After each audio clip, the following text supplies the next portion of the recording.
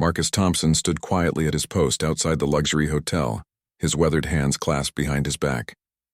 The gray uniform hung loosely on his thin frame, making him appear smaller than his actual height. At 52 years old, deep lines marked his face, and his brown eyes held a distant look that most people mistook for emptiness.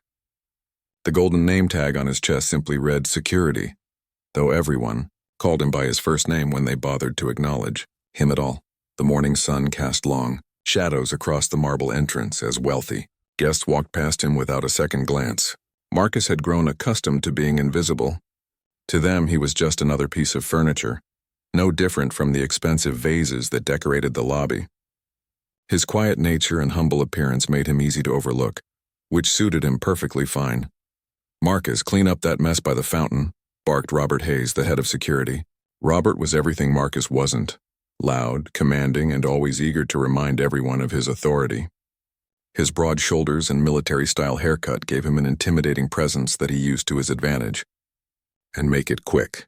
We have important guests arriving soon."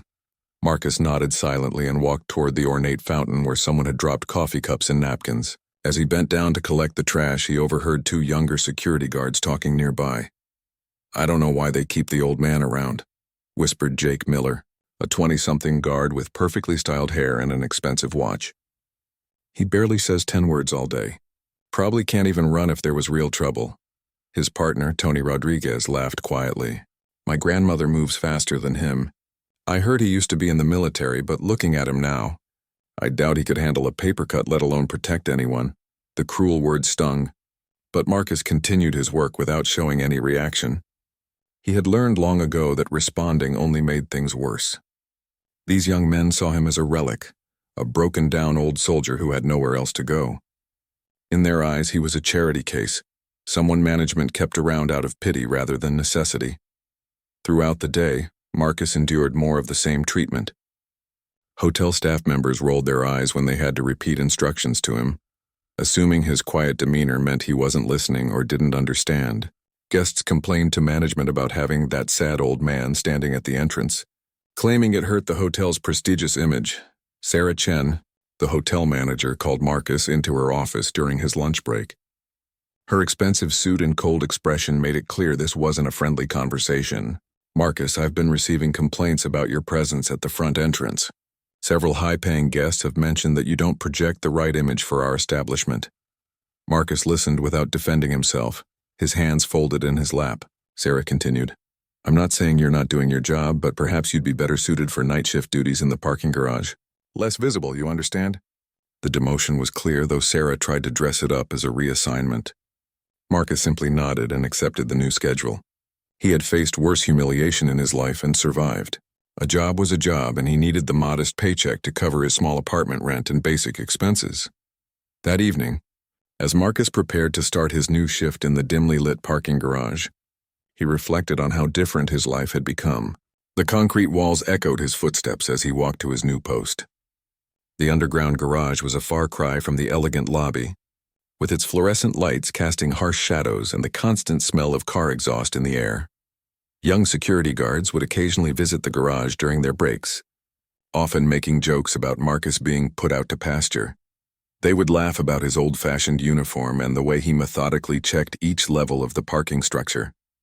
To them, he was living proof that time eventually defeated everyone, turning once capable people into shadows of their former selves.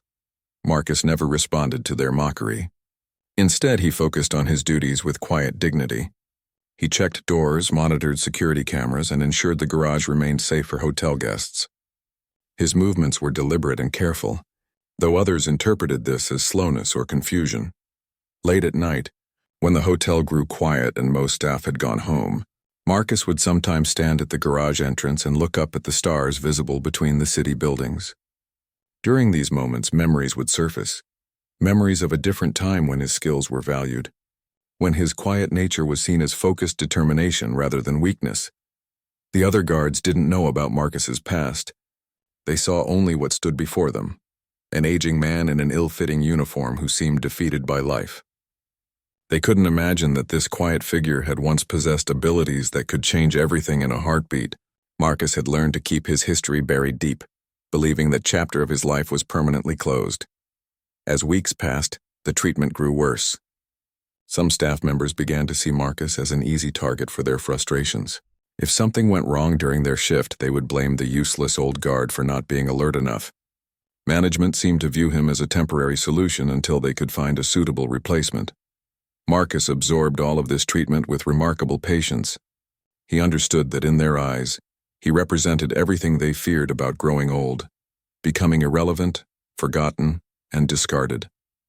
He had become a convenient scapegoat for their own insecurities and ambitions. But beneath his calm exterior, something else was stirring. Years of suppressed memories and buried instincts were beginning to awaken, triggered by the constant stress and humiliation. Marcus didn't realize it yet, but circumstances were slowly pushing him toward a moment when his carefully controlled facade would finally crack, revealing the truth about who he really was. 2 months into his parking garage assignment, Marcus had settled into a routine that most would consider mind-numbing. He arrived each evening at 8 o'clock, signed in with minimal conversation, and began his rounds through the 5-level underground structure. The concrete walls had become familiar companions, and he knew every shadow, every sound that belonged, and everyone that didn't. The hotel staff's treatment of him had evolved from mere dismissal to active ridicule. Jake Miller, the young guard who had first mocked him, had started a cruel game among the security team. They would time how long it took Marcus to complete his rounds, making bets on whether he was getting slower each week. 2 hours and 15 minutes tonight, Jake announced to his colleagues in the break room, loud enough for Marcus to hear as he passed by. I swear he's moving like a zombie. Maybe we should check if he's still breathing. Tony Rodriguez joined in the laughter. I heard he was some kind of soldier back in the day. Must have been in the catering corps or something harmless like that. Can you imagine this guy in actual combat? The other guards found this hilarious, creating elaborate stories about Marcus's supposed military service. In their version, he had spent his time peeling potatoes and washing dishes, never seeing real action. They couldn't conceive of him being capable of anything more demanding than his current job. Marcus continued his work methodically, checking each parked car and ensuring all security doors were properly locked. His movements appeared slow to the casual observer, but in reality his eyes were constantly scanning, processing information with a precision that years of training had drilled into him. He noticed things others missed: the slight displacement of a car that suggested someone had been near it, the faint footprints that didn't belong to hotel staff, the barely perceptible changes in the lighting that indicated a bulb was beginning to fail. During quiet moments, Marcus would find himself studying the garage's layout with unconscious tactical awareness. He knew every exit route, every blind spot, every position that offered both cover and clear sight lines. These observations came naturally to him, muscle memory from a time when such knowledge meant the difference between life and death. The hotel's general manager, William Bradford, occasionally visited the parking garage during evening inspections. Bradford was a stern man in his early 60s who prided himself on running a tight operation. He had little patience for what he perceived as dead weight on his staff. Thompson, Bradford said during one such visit, his voice echoing off the concrete walls, I've been reviewing your performance reports. While you haven't made any major mistakes, several staff members have expressed concerns about your efficiency. Marcus stood at attention, his posture unconsciously snapping into military bearing before he caught himself and relaxed slightly. Bradford noticed the momentary change but dismissed it as nerves. I'm giving you 1 more month to prove you belong here, Bradford continued. If I continue receiving complaints about your performance, we'll have to discuss other arrangements.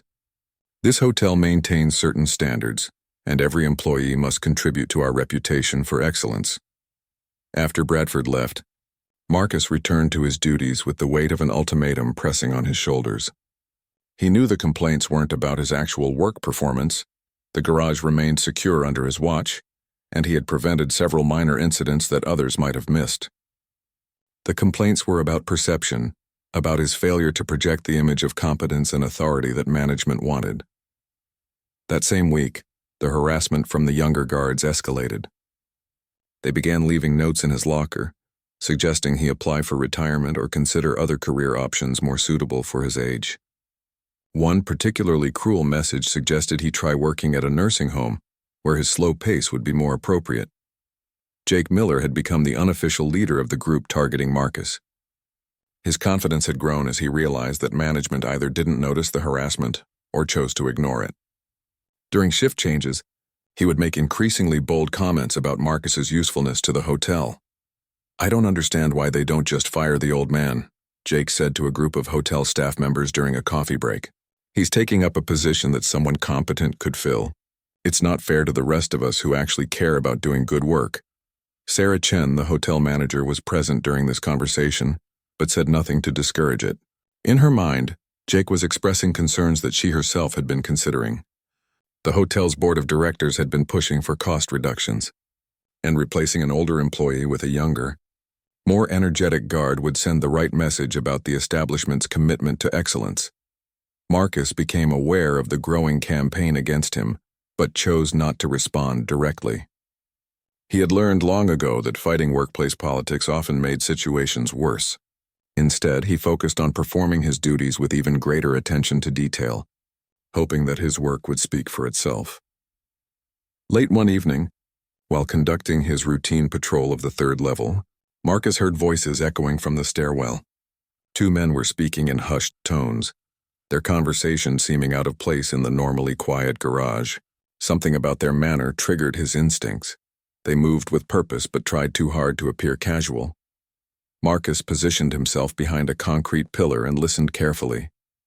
The men were discussing the hotel's layout, mentioning specific room numbers and talking about security procedures in a way that suggested they weren't guests or staff members. His trained ear picked up details that would have meant nothing to most people, but sent alarm signals through his mind. After the men left, Marcus debated whether to report what he had heard. He knew that his credibility with management was low, and bringing up vague suspicions might be seen as an attempt to create drama to justify his position. He decided to keep the information to himself for now, but his alertness increased significantly. The incident reminded Marcus of skills he hadn't used in years: the ability to read situations, to sense when something wasn't quite right, to remain calm under pressure while his mind processed multiple possibilities. For the first time in months, he felt a flicker of the person he used to be, the capabilities that had once made him valuable in ways these hotel employees couldn't imagine.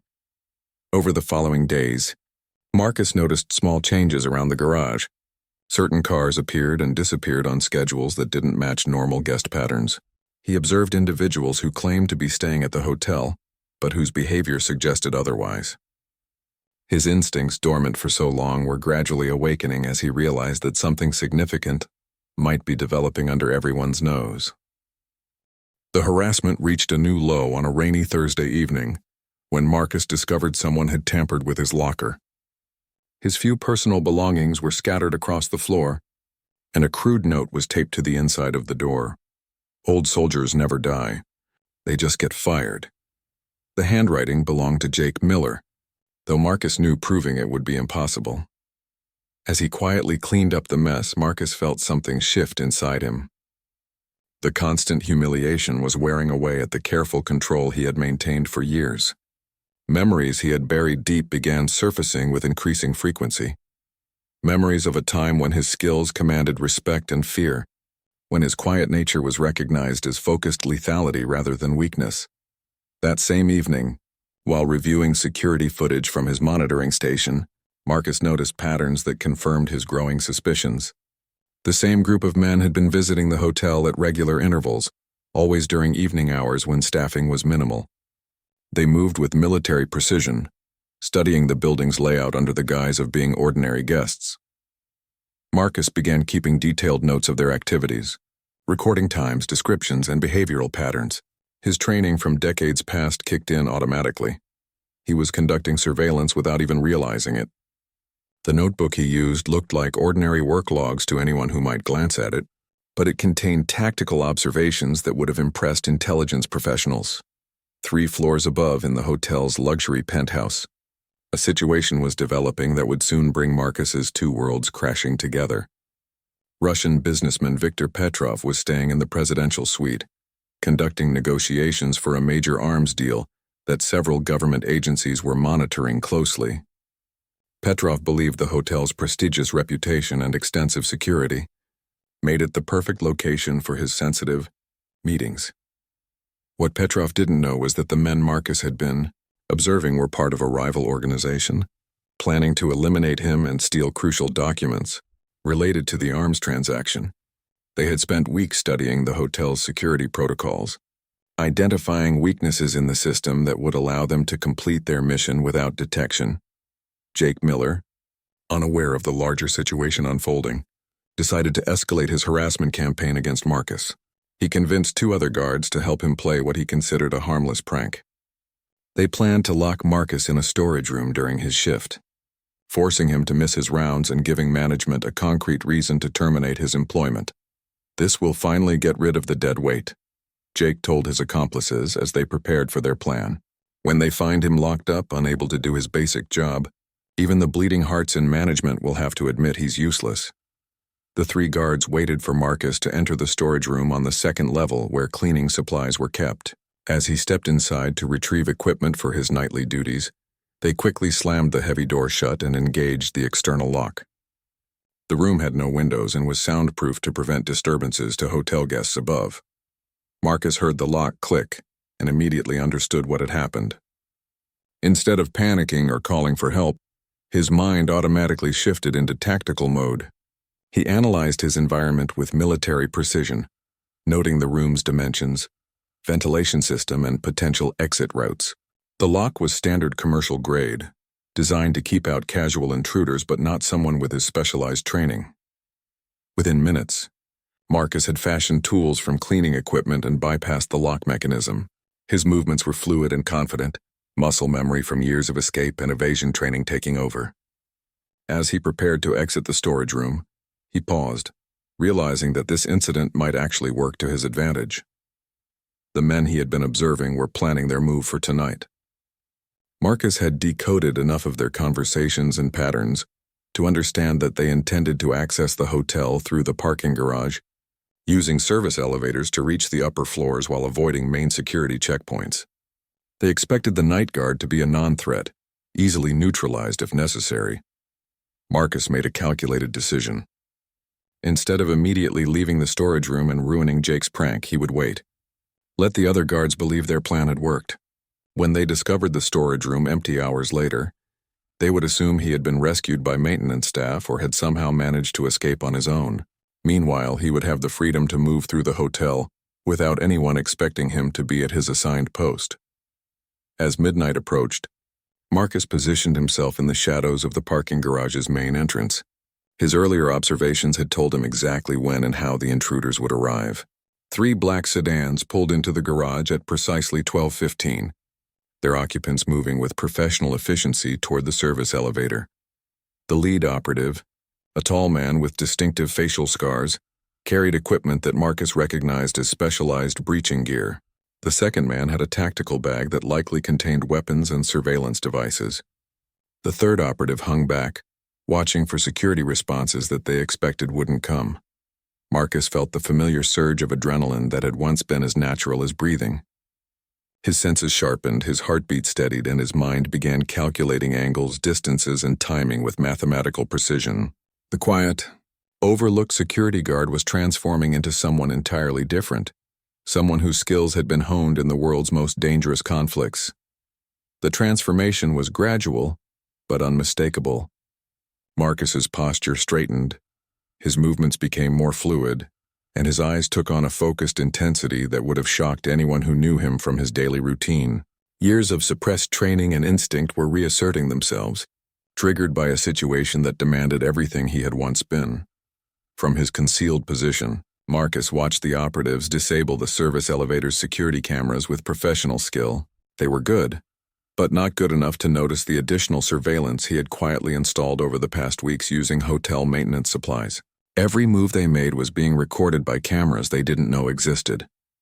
As the elevator doors closed behind the intruders, Marcus activated a sequence of actions he had planned for this possibility. Emergency protocols he had developed during his military service kicked in automatically. He had perhaps 20 minutes before the team reached Viktor Petrov's penthouse and completed their mission. 20 minutes to prevent an international incident and save lives. But first, he had to become someone the hotel staff had never seen before. Someone they never could have imagined existed beneath the surface of the quiet, mock security guard they thought they knew. Marcus Thompson was about to remind the world why certain soldiers never truly retire.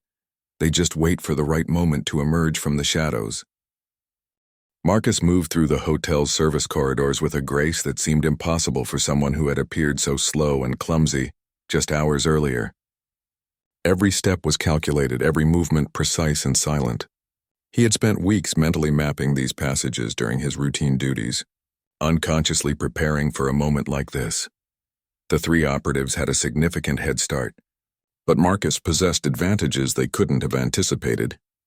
He knew the building's layout better than anyone, including shortcuts and maintenance routes that weren't on any official floor plan.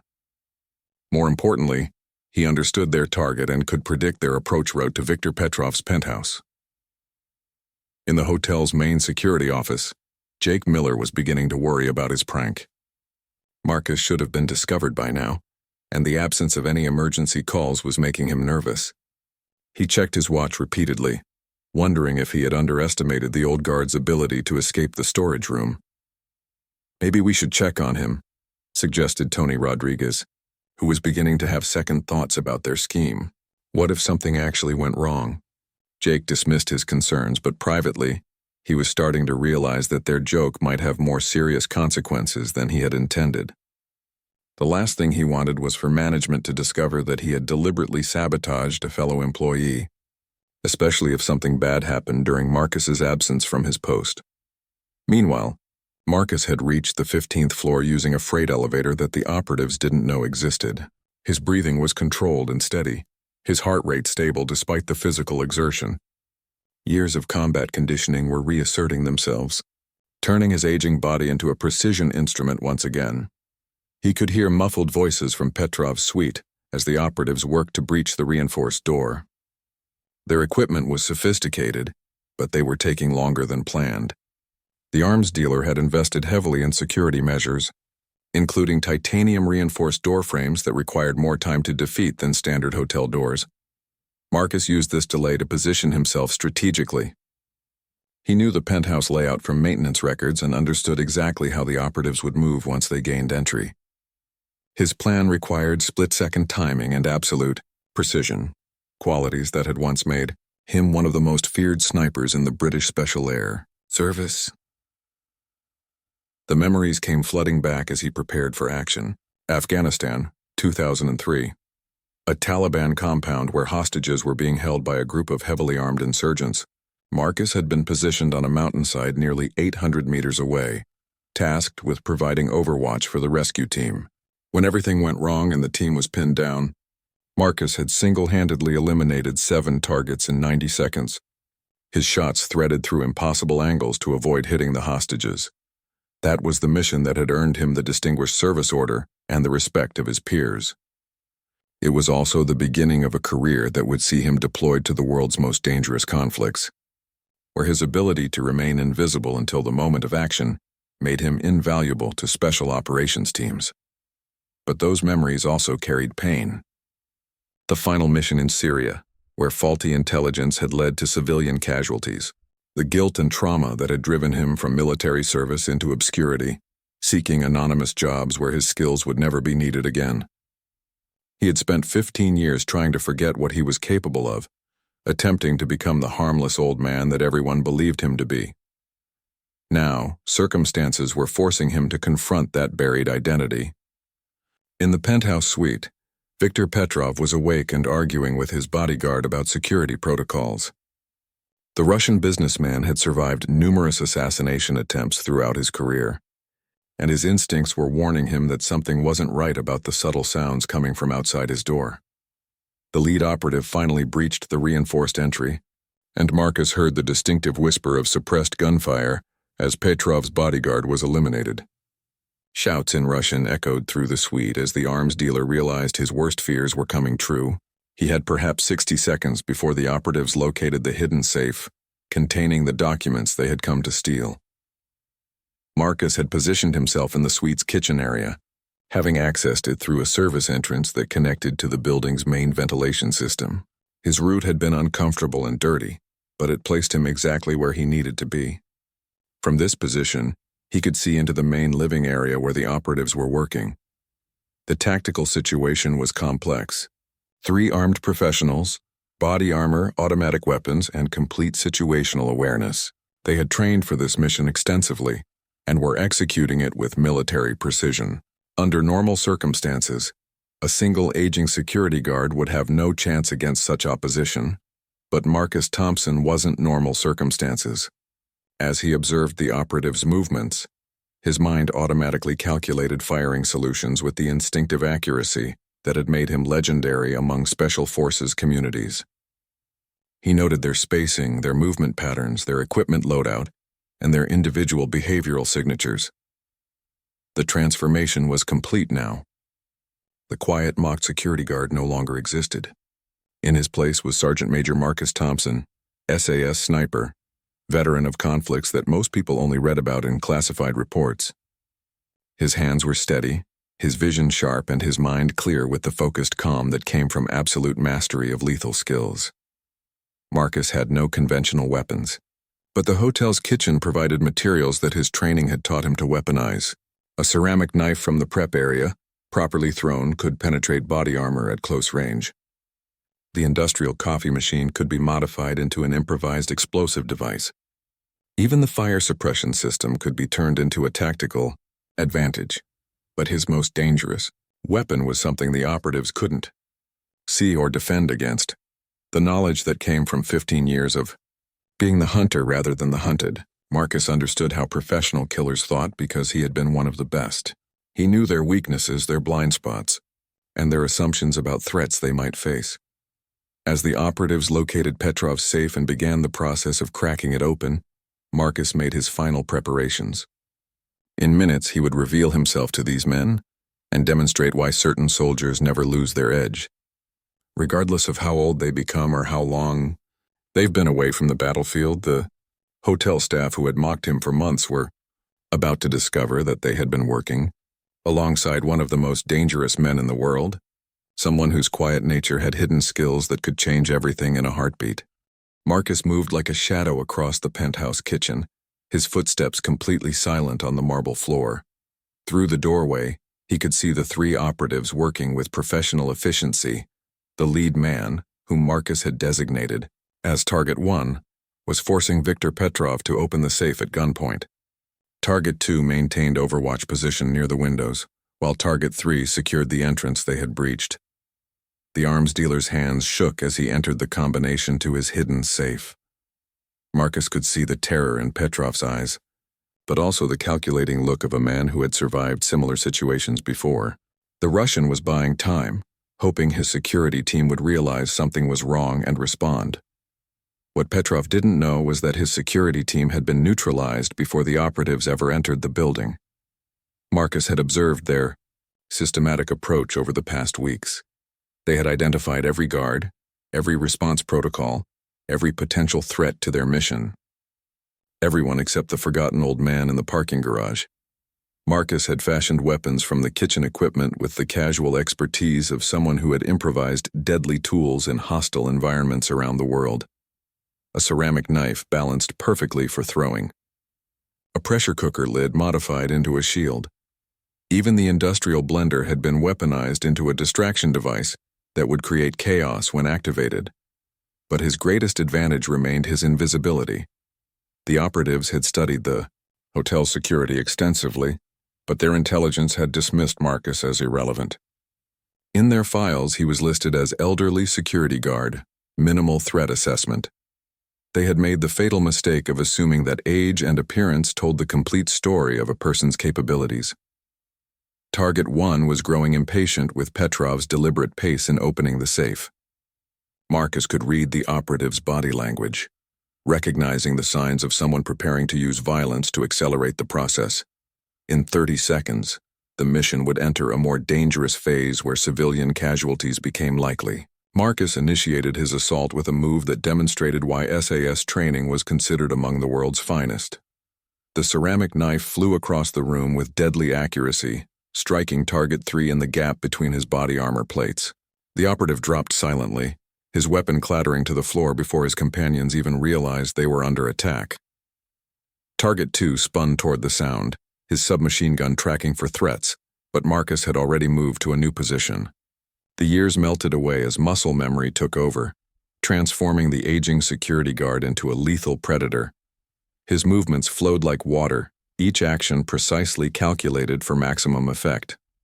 The pressure cooker lid, thrown with devastating force, struck Target 2's weapon and sent it spinning across the room. Before the operative could recover, Marcus was on him, applying a chokehold that rendered him unconscious in seconds. The technique was textbook SAS, silent, efficient, and permanent if held long enough. Target 1, the team leader, finally understood that his mission had encountered an unexpected variable. As he turned his weapon toward Marcus, his eyes widened in recognition of professional movement patterns. This wasn't an amateur or lucky civilian. This was someone with advanced combat training. "Who are you?" Target 1 demanded in accented English, keeping his gun trained on Marcus while maintaining his grip on Petrov. Marcus stood perfectly still, his hands visible but ready to move with lethal speed. When he spoke, his voice carried authority that the hotel staff had never heard before, the quiet confidence of someone accustomed to life-and-death situations. "I'm the guard they thought was harmless," Marcus replied, his tone conversational despite the tension. "The old man they mocked for being slow and weak, the one you didn't bother to include in your intelligence assessment." Target 1's tactical mind was racing, trying to understand how his carefully planned mission had gone wrong. His team had eliminated the hotel's main security, bypassed electronic countermeasures, and neutralized Petrov's personal protection. The old security guard in the parking garage wasn't supposed to be a factor. "You're military," Target 1 stated, recognizing the signs now that he knew what to look for. "Special forces, but you're too old to be active duty." Marcus smiled grimly. "Retired, but some skills never fade, no matter how long you try to forget them." The standoff lasted only seconds before Target 1 made his fatal mistake. Believing that Marcus was too far away to reach him before he could fire, the operative shifted his aim from Petrov to what he perceived as the primary threat. It was exactly the opening Marcus had been waiting for. The movement that followed was so fast that security cameras would later need to be analyzed frame by frame to understand what happened. Marcus closed the distance in a blur of motion, his hand deflecting the weapon while his body moved inside the operative's reach. The techniques were classic close-quarters combat, refined through years of training with the world's elite special forces. Target 1 found himself disarmed and on the ground before he fully comprehended what had occurred. Marcus's movements had been economical and precise, using the operative's own momentum against him. The gun skittered across the floor, well out of reach of anyone who might try to recover it. Viktor Petrov, who had witnessed assassination attempts throughout his career, stared in amazement at the transformation he had just observed. The quiet hotel security guard had become something entirely different. A professional warrior whose skills exceeded anything in the Russians' considerable experience with dangerous men. "How?" Petrov asked, his voice filled with awe and confusion. Marcus was already checking the unconscious operatives, ensuring they posed no further threat. His movements were methodical and professional, following protocols ingrained by years of combat experience. Only when he was satisfied that the immediate danger had passed did he answer the arms dealer's question.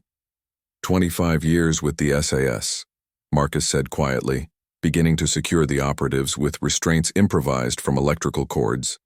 Sniper specialist, served in every major conflict from the Balkans to Afghanistan. Retired after Syria when I decided I'd seen enough killing. As he worked, Marcus felt the familiar weight of his past settling back onto his shoulders. For 15 years he had successfully buried this identity, becoming the invisible man that nobody noticed or respected. But circumstances had forced him to remember who he really was, to access skills he had hoped never to use again. The quiet security guard who had endured months of mockery and humiliation had revealed himself to be one of the most dangerous soldiers of his generation. The question now was whether he could ever go back to being the harmless old man that everyone believed him to be. Within minutes of Marcus neutralizing the threat, the hotel transformed into a scene of controlled chaos. Police sirens wailed in the distance as emergency responders raced toward the luxury establishment. Marcus had used Petrov's secure phone to contact authorities, providing tactical details that demonstrated his thorough understanding of law enforcement protocols. Viktor Petrov sat in his armchair, nursing a glass of vodka with shaking hands while staring at the 3 unconscious operatives secured on his living room floor. The Russian arms dealer had survived numerous attempts on his life, but none had been thwarted by someone as unexpected as the quiet hotel security guard. "I have seen Spetsnaz Delta Force SEAL teams," Petrov said, his accent heavy with emotion. "But what you did tonight, this was artistry, pure professional artistry." Marcus remained focused on the immediate situation, positioning himself where he could monitor both the secured operatives and the penthouse entrance. His training had taught him that successful missions often failed during the aftermath, when operators relaxed their vigilance too early. "These men were good," Marcus replied, checking the pulse of the operative he had struck with the ceramic knife. "Professional-grade equipment, solid tactical planning, excellent intelligence gathering. They just made one crucial error." "What error?" Petrov asked, genuinely curious. "They underestimated their opposition," Marcus said simply. "In my experience, that mistake kills more professional soldiers than any amount of enemy firepower."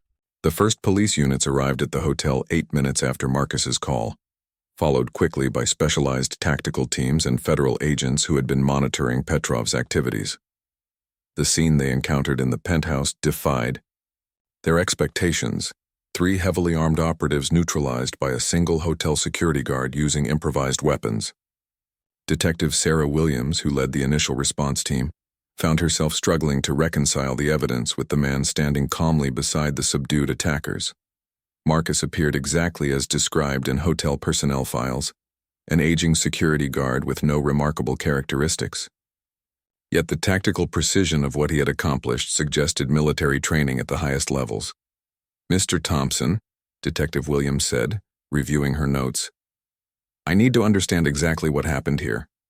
According to hotel records, you're assigned to parking garage duty.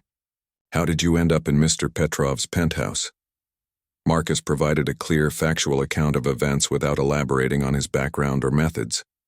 He described observing suspicious individuals over several weeks, recognizing the signs of a planned operation, and taking action when he realized an assault was imminent. His report was professionally structured, hitting key points while omitting details that might complicate the investigation. Federal agent David Morrison, who had been tracking the operatives for months as part of an international arms trafficking investigation, listened to Marcus's briefing with growing amazement. The security guard's description of the operatives' tactics and equipment demonstrated knowledge that few civilians possessed. "Mr. Thompson," Agent Morrison said privately, "your actions tonight prevented an international incident. These men work for an organization we've been hunting across 3 continents. Can I ask about your background?" Marcus hesitated before answering. For 15 years, he had carefully avoided any attention that might connect him to his military service. But tonight's events had made anonymity impossible. "British Army, Special Air Service, retired 15 years ago." Agent Morrison's expression changed immediately. The SAS designation explained everything about the tactical sophistication of what had occurred. He was looking at a legend, someone whose skills had been forged in the world's most dangerous conflicts and refined through years of elite special operations. Meanwhile, in the hotel's main security office, Jake Miller was having the worst night of his career. The discovery that Marcus wasn't in the storage room where they had locked him had been shocking enough. Learning that he was somehow involved in stopping a terrorist attack in the penthouse was beyond comprehension. Hotel manager Sarah Chen burst into the security office, her usual composed demeanor replaced by barely controlled panic. "Where is Marcus Thompson? The police are asking for him specifically. They say he prevented some kind of attack upstairs." Jake Miller's face had gone pale as the implications of his prank became clear. While he and his colleagues had been playing their cruel joke, the man they considered useless had been single-handedly preventing a catastrophe. The irony was devastating. Their attempt to prove Marcus was incompetent had inadvertently given him the freedom to save lives. We, we thought he was in the storage room, Jake stammered, unable to meet Sarah's eyes. There might have been a misunderstanding about his assignment tonight.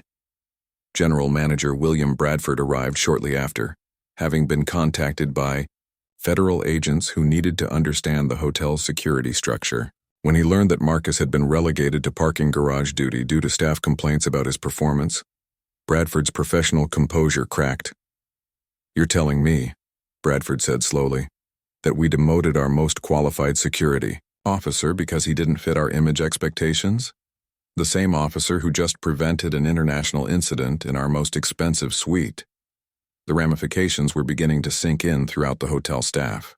Word spread quickly about what had really happened during the night shift. The quiet, mocked security guard they had considered dead weight had revealed himself to be someone extraordinary. Their treatment of him over the past months now appeared not just cruel, but monumentally short-sighted.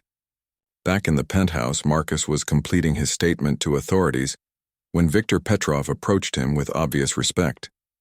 The arms dealer had made some phone calls of his own, using his connections to learn more about the man who had saved his life. "Sergeant Major Thompson," Petrov said, using Marcus's military rank. "My sources tell me you have quite a reputation in certain circles. The ghost of Helmand province, they called you. 93 confirmed kills at ranges exceeding 800 meters. Marcus stiffened at the mention of his operational nickname. Those were memories he had spent years trying to forget. Missions where his sniper skills had made the difference between success and catastrophe for British forces operating in hostile territory. "That was a long time ago," Marcus replied quietly. "Different life, different person." Petrov smiled knowingly. "Perhaps, but tonight proved that some skills transcend time. You may have retired from war, Sergeant Major, but war has not retired from you." As federal agents finished processing the scene and preparing to transport the captured operatives, Marcus found himself facing a choice he hadn't expected to make. His carefully constructed anonymity was shattered, his military background now part of an official investigation. The quiet life he had built over 15 years was ending, whether he wanted it to or not. The question remained, what would emerge from the ruins of his cover identity? The humble security guard who had endured mockery and humiliation was gone forever. But who would take his place? The hotel's main conference room had been transformed into an impromptu briefing center, where federal agents, police officials, and hotel management gathered to understand the full scope of what had occurred. Marcus sat quietly at the head of the table, no longer the invisible security guard, but not yet comfortable with the attention his actions had generated.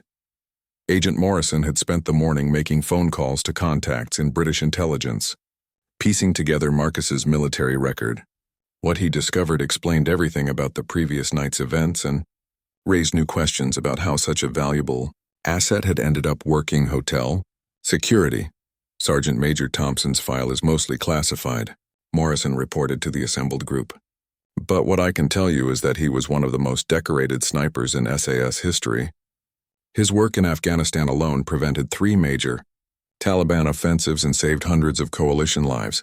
General Manager Bradford looked across the table at Marcus with newfound respect mixed with embarrassment. The hotel's board of directors had already been briefed about the situation, and their response had been swift and decisive. The man they had been planning to terminate was now being hailed as a hero in international news reports. "Mr. Thompson," Bradford said formally, "on behalf of the hotel ownership, I want to apologize for how you've been treated. Clearly, we failed to recognize your value to our organization." Marcus accepted the apology with characteristic grace, though privately he wondered whether their attitude would have changed if last night's events hadn't made headlines around the world. The same people who had dismissed him as dead weight were now eager to claim association with his heroic actions. Jake Miller sat near the back of the room, his usual confidence completely shattered. The cruel pranks and constant mockery he had directed at Marcus now seemed not just inappropriate but dangerously misguided. He had targeted someone whose military record included decorations for valor that most soldiers never even witnessed. "Sir," Jake said quietly when the formal briefing ended, "I owe you an apology. My behavior over the past months was completely unprofessional. I had no idea who you really were." Marcus studied the young guard for a long moment before responding. You saw what you expected to see based on appearances and assumptions. It's a common mistake, but one that can be costly in security work. The most dangerous threats rarely look threatening. The lesson was delivered without malice, but Jake understood the deeper implications. His prejudices and need to feel superior had blinded him to the reality of who Marcus really was. It was a humbling realization that would reshape his approach to both his career and his treatment of colleagues. Viktor Petrov, who had remained in the hotel under federal protection while investigators processed the crime scene, made an unexpected offer during the afternoon briefing. His security company, which provided protection for high-risk international business operations, was always seeking personnel with Marcus's unique qualifications. "Sergeant Major," Petrov said, "I would be honored to offer you a position with my organization. Your skills are wasted in traditional security work. Men like you should be protecting the people who truly need it." The offer was generous: a substantial salary, international travel, and the opportunity to use his abilities in situations that mattered.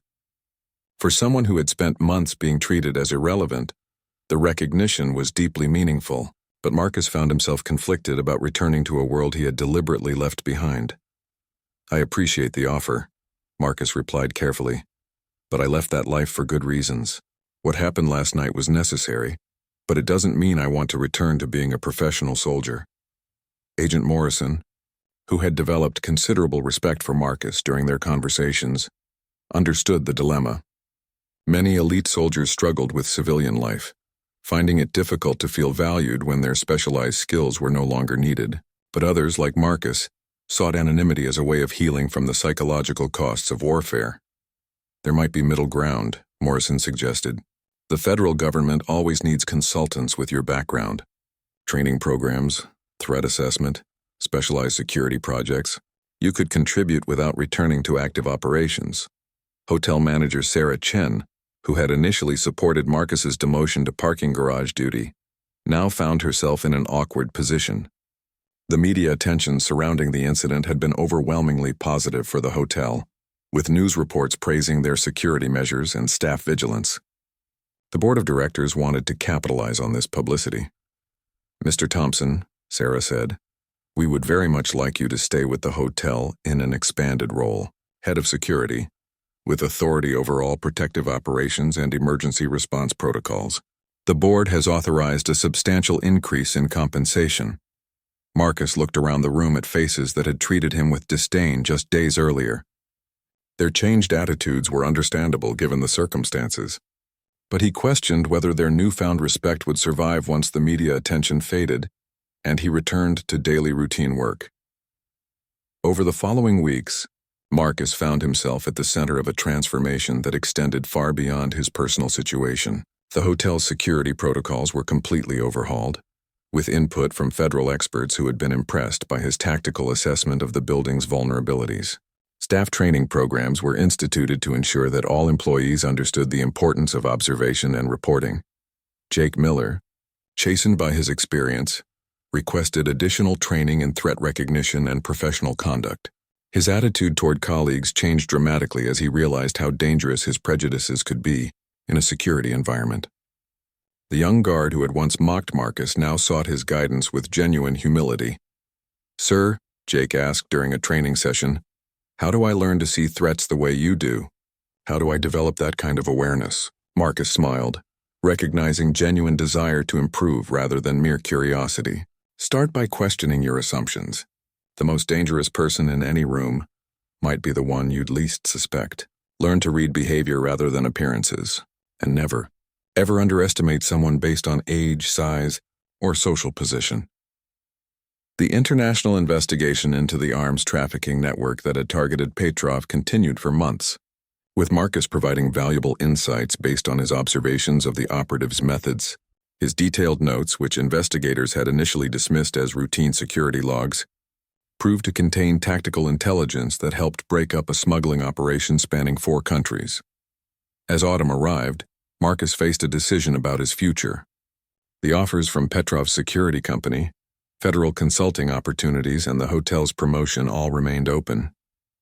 Each represented a different path forward from the quiet anonymity he had maintained for 15 years. Standing in the hotel lobby where he had once been invisible, Marcus reflected on the irony of his situation. The skills he had tried so hard to bury had ultimately saved lives and earned him the respect he had never sought. The mocking and humiliation he had endured from colleagues had been painful, but it had also provided the cover he needed to operate undetected when it mattered most. Marcus made his choice with the same quiet determination that had characterized his entire military career. He would stay with the hotel, not because of the promotion or increased salary, but because he had learned something important about himself. Running from his past hadn't made him a different person. It had simply hidden who he really was. The silent guard who had been mocked by all had proven that true strength often appears in unexpected forms. His deadly SAS sniper talent had emerged when needed most, reminding everyone who witnessed it that heroes don't always look like what we expect. Sometimes they appear as quiet, aging men who prefer shadows to spotlight, but whose courage and skill shine brightest in the darkest moments. Marcus Thompson remained at his post, no longer invisible but finally at peace with both who he had been and who he had become.